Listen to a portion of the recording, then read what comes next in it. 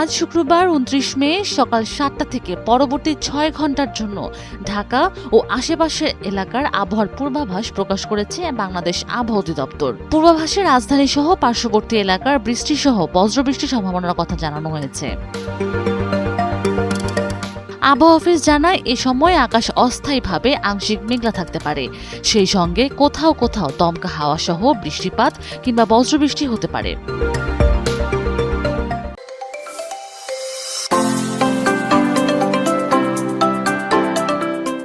দক্ষিণ অথবা দক্ষিণ পূর্ব দিক থেকে ঘন্টায় 10 থেকে 15 কিলোমিটার বেগে বাতাস প্রবাহিত হওয়ার সম্ভাবনাও রয়েছে।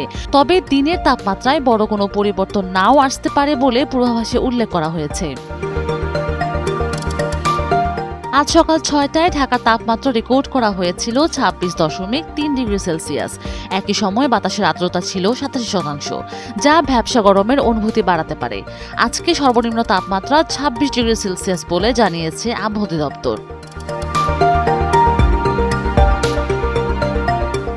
এদিকে গতকাল রাজধানীতে সর্বোচ্চ তাপমাত্রা রেকর্ড করা হয় 33 ডিগ্রি সেলসিয়াস।